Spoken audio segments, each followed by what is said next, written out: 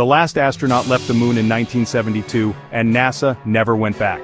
But here's what they don't tell you about why we stopped. It wasn't aliens, it wasn't a hoax, but the real reason is more shocking than most conspiracy theories. We spent $150 billion in today's money to win the space race against Russia, but once Kennedy's promise was fulfilled, something changed. The political machine that put humans on the moon suddenly had different priorities. What really happened behind closed doors at NASA? Look at any Apollo photograph from the moon's surface and you'll notice something strange. The astronauts stand in brilliant sunlight, their white spacesuits gleaming against the dark lunar soil. But when you look up at the black sky above them, you see absolutely nothing. No stars, no planets, just an empty void that looks more like a movie studio backdrop than the cosmos we know surrounds our solar system. This absence has convinced millions of people that the moon landings never happened. The logic seems ironclad at first glance. We know space is filled with stars, we can see them clearly from Earth at night, so surely they would be even more visible from the moon without our atmosphere to block the view. Yet photograph after photograph shows the same thing, a pitch-black sky that conspiracy theorists claim proves NASA filmed everything on a soundstage in Hollywood. The missing stars have become one of the most persistent pieces of evidence cited by moon landing deniers. Online forums overflow with heated debates about these photographs. Television documentaries have built entire episodes around this single observation. Books have been written analyzing every pixel of lunar sky captured by NASA cameras. The absence of stars has generated more doubt about the Apollo program than almost any other single factor, turning what should be humanity's greatest achievement into a source of suspicion and mistrust. But the real explanation lies in the basic physics of photography, something any camera owner can understand and test themselves. When Apollo astronauts stepped onto the moon's surface, they found themselves in conditions unlike anywhere on Earth. The sun blazed overhead with the same intensity as a clear summer day, but without any atmosphere to scatter or soften its light.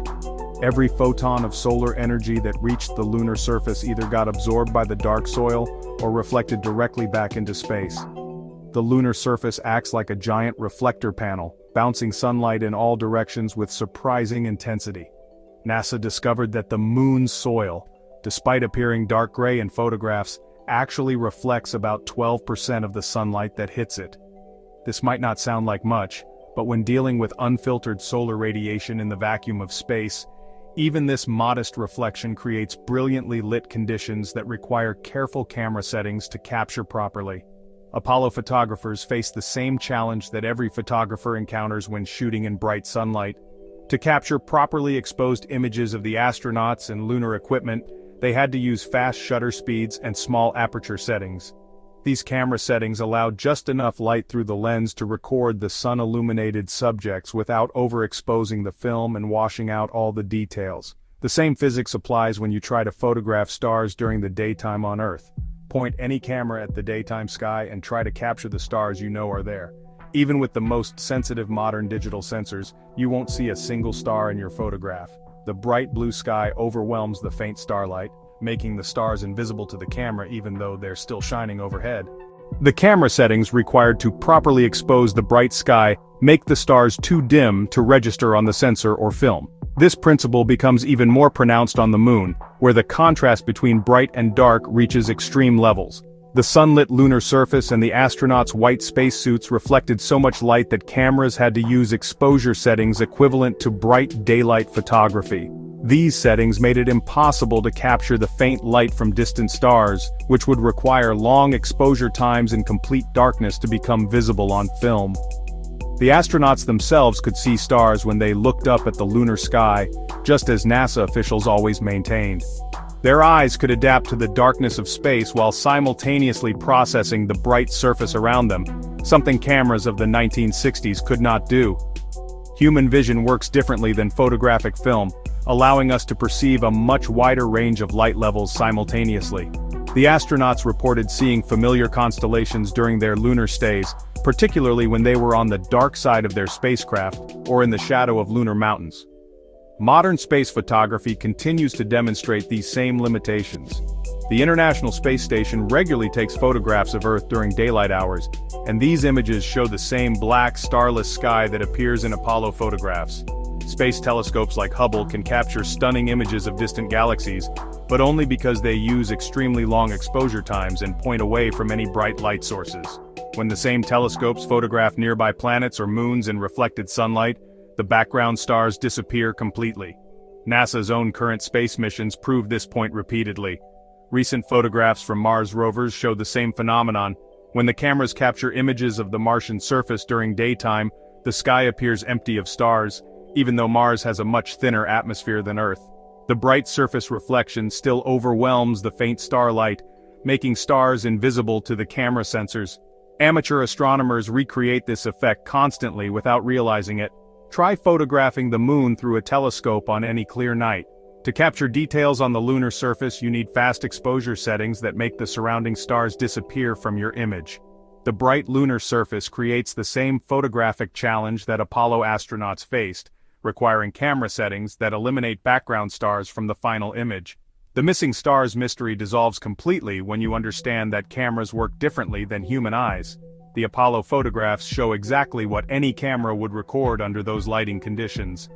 The starless sky actually provides evidence that supports the moon landings rather than contradicting them, because it demonstrates the unique lighting environment that only exists on the lunar surface. But the Apollo missions generated other visual mysteries that seem to defy explanation, phenomena that appear supernatural but have equally straightforward technical explanations. At 10:56 p.m. Eastern Time on July 20, 1969, Neil Armstrong stepped onto the moon's surface and spoke the most famous words in space exploration history. But 2 minutes later, something happened that millions of television viewers witnessed but few people today remember or understand. The video feed from the moon suddenly cut to black. The audio crackled with static, then went completely silent. For 120 seconds, the world lost contact with the most important moment in human history. Television networks scrambled to fill the dead air. News anchors stammered through explanations they didn't fully understand. Mission Control in Houston worked frantically to re-establish the connection while hundreds of millions of people around the world stared at blank screens, wondering what had gone wrong. The blackout lasted just 2 minutes, but those 120 seconds of silence have fueled conspiracy theories for more than 5 decades. Some theorists claim NASA deliberately cut the transmission to hide evidence of alien structures on the lunar surface. Others insist the blackout occurred when Armstrong and Aldrin encountered extraterrestrial beings who warned them never to return. More elaborate theories suggest NASA used the blackout to switch from live footage to pre-recorded material shot on a Hollywood soundstage. The timing seemed too convenient for conspiracy theorists. Why would the most carefully planned television broadcast in history suddenly fail at the exact moment when the whole world was watching? These theories ignore the staggering technical complexity of transmitting television signals across 240,000 miles of space using 1960s technology. The Apollo communication system represented one of the most ambitious engineering projects ever attempted, requiring perfect coordination between dozens of components that had never been tested together under real-world conditions. The signal path from the moon to television sets on Earth involved an intricate chain of relay points, each one introducing potential failure modes that engineers could barely predict, let alone prevent. The television camera on the lunar module transmitted its signal to a small antenna mounted on the spacecraft's exterior. This antenna had to maintain perfect alignment with Earth while sitting on a surface that offered no reference points for navigation. The weak signal traveled from the lunar antenna through the vacuum of space to massive dish antennas at tracking stations in Australia and California. The Honeysuckle Creek station near Canberra operated a 26-meter dish that could detect signals so faint they registered barely above the background noise of the universe. The Goldstone station in California's Mojave Desert used an even larger 64-meter dish that required constant adjustment to track the moon's movement across the sky. These ground stations received signals that had been attenuated by the inverse square law of physics, meaning the signal strength decreased by the square of the distance traveled. A television transmission that started with modest power on the moon arrived at Earth carrying less energy than a refrigerator light bulb. The receiving equipment had to amplify these whisper-faint signals by millions of times without introducing distortion or noise that would make the images unwatchable. The amplified signals then traveled through terrestrial networks to television broadcast centers, where they underwent additional processing and format conversion before reaching individual television sets. Each step in this chain operated at the absolute limits of 1960s technology. Engineers had designed redundant systems where possible, but some components had no backup options due to weight and power constraints on the lunar module. The cameras themselves represented cutting-edge technology that had never been tested in the extreme environment of the lunar surface. Temperature variations ranging from 250 degrees Fahrenheit in direct sunlight to minus 250 degrees in shadow placed enormous stress on electronic components that were originally designed for Earth-based operation. The cameras had to function perfectly, despite exposure to cosmic radiation, temperature extremes, and the fine lunar dust that infiltrated every piece of equipment. Communication delays added another layer of complexity that made real-time troubleshooting nearly impossible. Radio signals took 1.3 seconds to travel from Earth to the Moon, meaning any command sent from mission control wouldn't be received until nearly 3 seconds after the problem first appeared. If something went wrong with the television transmission, ground controllers had to diagnose the problem, formulate a solution, transmit new commands, and wait for confirmation, all while dealing with the inherent delay of interplanetary communication. The Apollo 11 television system actually performed far better than anyone had realistically expected.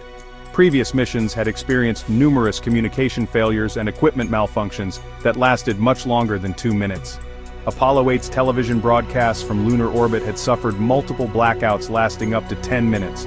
Apollo 10's communication system had failed completely during several critical mission phases, leaving mission control without any contact for extended periods. Engineers had warned NASA officials that television transmission from the lunar surface represented an extremely ambitious goal that might not work at all. The fact that viewers received any live images from the moon landing represented a remarkable achievement that pushed 1960s technology far beyond its normal operating parameters. The system worked well enough to broadcast one of the most watched television events in human history, despite operating under conditions that would challenge even modern communication equipment. Modern space missions still experience communication blackouts despite decades of technological advancement.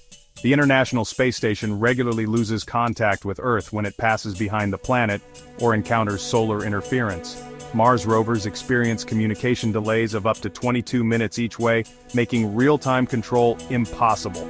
Even communications satellites in Earth orbit occasionally suffer equipment failures that interrupt television broadcasts for minutes or hours.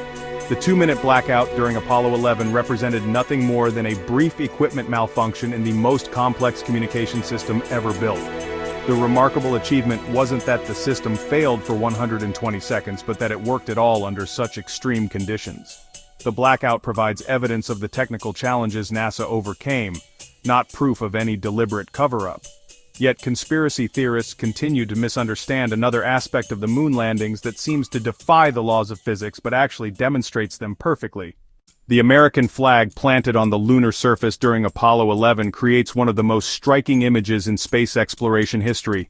The red, white, and blue fabric appears to ripple and wave in the stark lunar landscape, creating a patriotic moment that should have inspired national pride.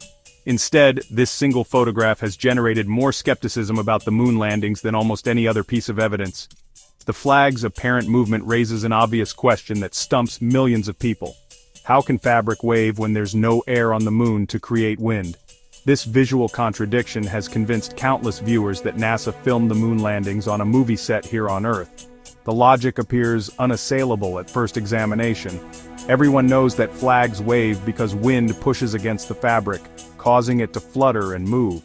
Without air molecules to create atmospheric movement, a flag should hang limply from its pole like a piece of cloth in a vacuum chamber.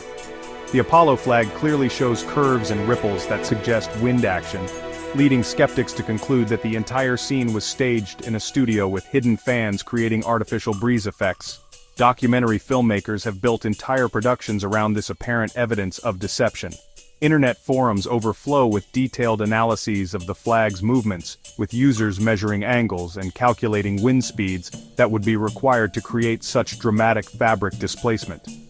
Conspiracy theorists point to multiple photographs showing different flag configurations as proof that multiple takes were filmed with varying wind machine settings. The waving flag has become perhaps the most widely recognized symbol of moon landing denial, appearing on book covers, website headers, and social media memes that question NASA's credibility. The physics of vacuum environments, however, tells a completely different story about how objects behave when removed from Earth's atmospheric influence. On our planet, air molecules constantly collide with every surface, creating resistance that dampens movement and causes objects to settle into stationary positions relatively quickly. A flag waving in Earth's atmosphere gradually stops moving as air resistance dissipates the kinetic energy that initially caused the fabric to flutter. This damping effect happens so consistently in our daily experience that we expect all objects to behave the same way everywhere. The Moon's airless environment eliminates this resistance entirely, creating conditions where objects continue moving much longer than they would on Earth. When astronauts manipulated the flagpole during installation, every twist, push, and adjustment imparted momentum to the fabric that had no atmospheric friction to slow it down. Newton's first law of motion states that objects in motion remain in motion unless acted upon by an external force, and the lunar vacuum provided no such force to stop the flag's movement. Installing the flag required significant physical effort that created multiple sources of kinetic energy transfer. The astronauts had to drive the flagpole deep into the compacted lunar soil, which proved much harder and more resistant than anticipated. This unexpected difficulty forced them to twist and rotate the pole, while applying downward pressure, creating rotational forces that traveled up the pole and into the attached fabric. Each adjustment and correction during the installation process added new momentum to the system. The pole itself transmitted every vibration and movement directly to the flag through solid mechanical connection. When astronauts twisted the pole to work it deeper into the lunar surface, this rotational energy traveled up the aluminum shaft and caused the fabric to rotate and shift position. When they pushed down hard to overcome soil resistance, the sudden stops and starts created jerky motions that set the flag fabric into complex movement patterns that continued long after the astronauts stopped applying force. NASA engineers had designed the flag assembly with a horizontal support rod that kept the fabric extended in a rectangular shape, preventing it from hanging limply against the vertical pole. This horizontal rod was crucial for creating the desired visual effect of a proudly displayed flag, but it also contributed to the movement that conspiracy theorists misinterpret as evidence of wind. The rigid horizontal support meant that any motion imparted to the flagpole would cause the entire fabric rectangle to move as a single unit, creating dramatic sweeping motions that appeared more pronounced than simple fabric flutter. The support rod mechanism created what engineers call coupled motion, where movement in one part of the system automatically causes movement in connected parts. When the vertical pole moved or vibrated, the horizontal rod amplified and transferred these motions to the fabric, causing the entire flag to sway, rotate, or ripple in response to forces applied to the base of the pole. This coupling effect made the flag extremely sensitive to any manipulation of the pole assembly. Objects in vacuum conditions demonstrate this persistent motion principle in ways that seem counterintuitive to Earth-bound observers. Astronauts during spacewalks must be extremely careful about imparting unwanted motion to tools or equipment, because these objects will continue moving in whatever direction they were pushed until they encounter something solid enough to stop them. The same physics that makes spacewalk maneuvering challenging also explains why the lunar flag continued moving long after the astronauts finished installing it. The flag's behavior actually provides strong evidence supporting the moon landing's authenticity rather than contradicting it. Fabric moving in the presence of atmospheric wind creates completely different visual patterns than fabric moving in vacuum conditions. Wind causes irregular flutter patterns as air turbulence creates constantly changing pressure variations across the fabric surface. The Apollo flag shows smooth, sweeping motions that continue at consistent rates without the random variations that characterize wind-blown fabric. Modern vacuum chamber experiments demonstrate these same principles using Earth-based equipment. When researchers place fabric in vacuum chambers and impart initial motion, the material continues moving in smooth, predictable patterns that match the behavior observed in Apollo footage. The absence of air resistance allows the fabric to maintain momentum and continue moving in ways that appear supernatural to observers accustomed to atmospheric conditions. The waving flag paradox dissolves when viewed through the lens of vacuum physics rather than Earth-based intuition. The flag's movement proves the moon's airless environment rather than disproving it, demonstrating that NASA's cameras captured genuine footage of conditions that exist nowhere on Earth. yet controversy surrounds other aspects of the Apollo program's documentation, particularly NASA's handling of the irreplaceable historical records that should have preserved these achievements for future generations.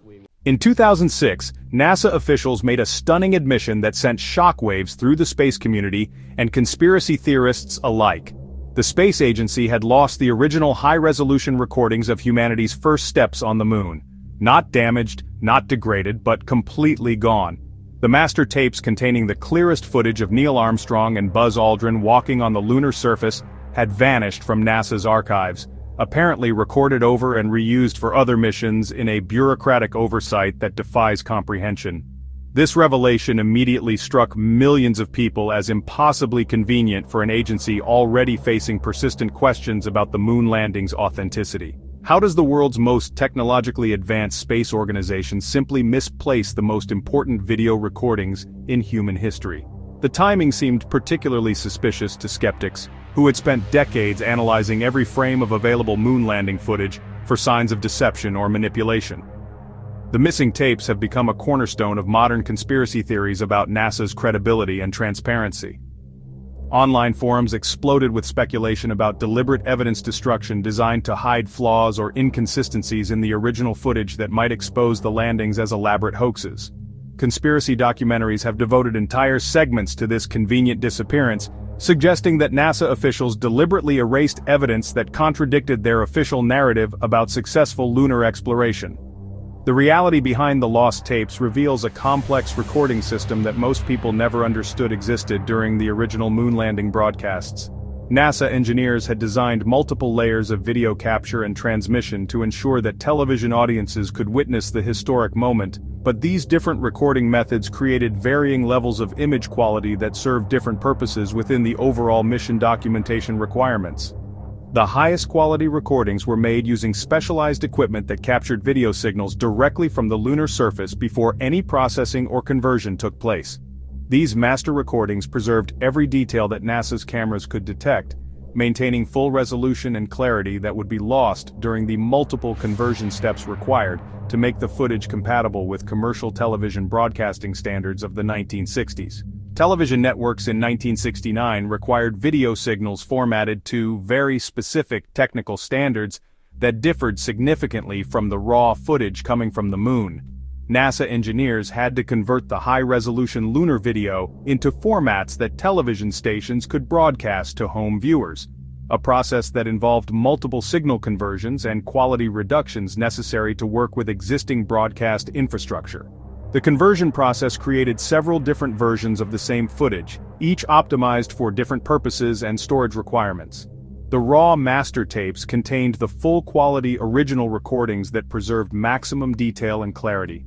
Secondary recordings captured the converted footage at intermediate quality levels suitable for archive storage. Broadcast quality recordings provided the lower resolution versions that television networks actually transmitted to viewers worldwide.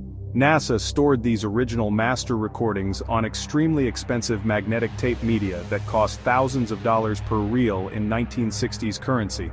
The space agency's massive data storage requirements meant that these costly tapes represented significant budget expenses that administrators constantly sought to minimize through reuse and recycling programs designed to control operational costs without compromising essential mission documentation. The bureaucratic procedures that governed NASA's tape storage treated the master moon landing recordings as routine mission data rather than irreplaceable historical artifacts. Standard operating procedures called for magnetic tapes to be reused after predetermined storage periods when the information was deemed no longer essential for operational purposes. These policies made perfect sense for typical mission data but failed to account for the unique historical significance of the first moon landing footage. Records management officials followed established protocols that classified the moon landing tapes according to standard data retention schedules rather than recognizing their unprecedented historical value.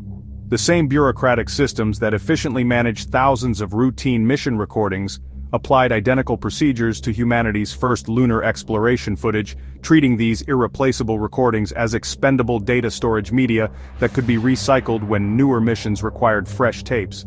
Administrative oversight allowed these priceless recordings to be categorized alongside routine telemetry data and engineering measurements that legitimately had limited long-term value.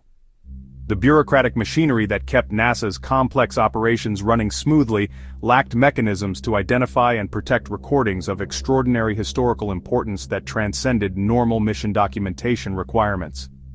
Multiple backup copies and converted versions of the moon landing footage survived this bureaucratic failure, though at significantly reduced quality levels compared to the lost master recordings. Television networks preserved broadcast-quality copies that maintained sufficient resolution for viewing and analysis. NASA retained various intermediate-quality copies stored on different media formats that escaped the recycling procedures that destroyed the master tapes. These surviving copies contain all the essential visual information needed to document the moon landings and analyze their technical details, but they lack the pristine clarity and resolution that the master recordings would have provided for detailed scientific analysis and historical preservation. The lost master tapes would have shown fine details and subtle visual elements that disappeared during the multiple conversion processes required to create broadcast-compatible footage. Organizations throughout history have lost irreplaceable records through similar bureaucratic oversights and administrative failures that seem incomprehensible in retrospect.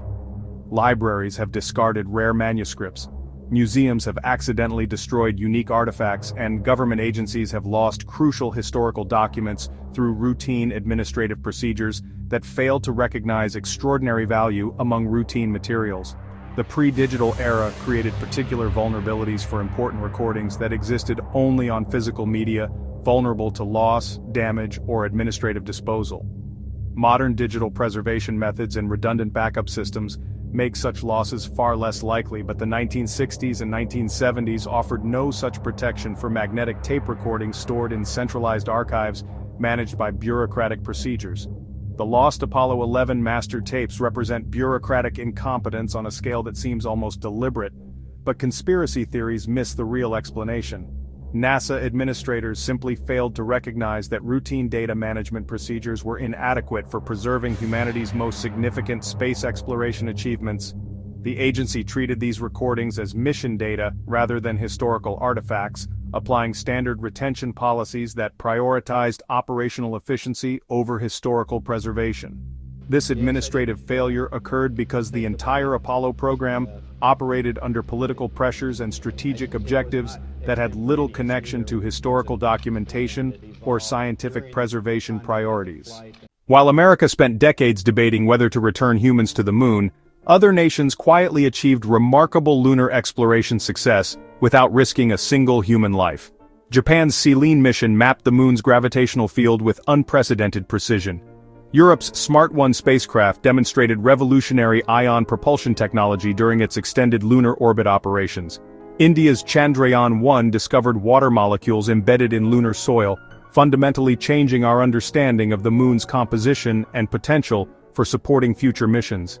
These robotic achievements cost mere fractions of what America invested in putting 12 astronauts on the lunar surface for a combined total of just over 12 days.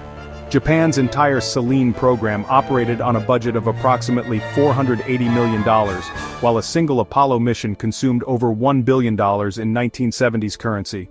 India's groundbreaking Chandrayaan-1 mission that revolutionized lunar science cost only $83 million from development through completion. Europe's Smart 1 operated for nearly 3 years on a total mission budget of $150 million, gathering continuous scientific data throughout its extended operational period. The scientific returns from these unmanned missions dwarf anything the Apollo program achieved during its brief lunar surface operations. Apollo astronauts collected 842 pounds of lunar samples during 6 successful landing missions, spending an average of just 21 hours on the surface per mission. Most of this time was consumed by basic survival activities like equipment setup, communication with Earth, and photographing their surroundings for public relations purposes, rather than conducting systematic scientific research. Chandrayaan-1's moon mineralogy mapper detected water signatures across vast regions of the lunar surface, identifying specific locations where future missions could extract this crucial resource for sustained exploration. The spacecraft's high-resolution imaging system mapped the entire lunar surface at 5-meter resolution, creating detailed topographical maps that revealed thousands of previously unknown craters, mountain ranges, and geological features. Its X-ray spectrometer analyzed the elemental composition of lunar rocks across different regions, providing comprehensive data about the moon's formation and evolution that no human mission could have gathered. Japan's SELENE mission carried 14 different scientific instruments that operated continuously for nearly 2 years, collecting data equivalent to hundreds of Apollo-style surface missions. The spacecraft's laser altimeter created the most accurate three-dimensional map of the lunar surface ever produced.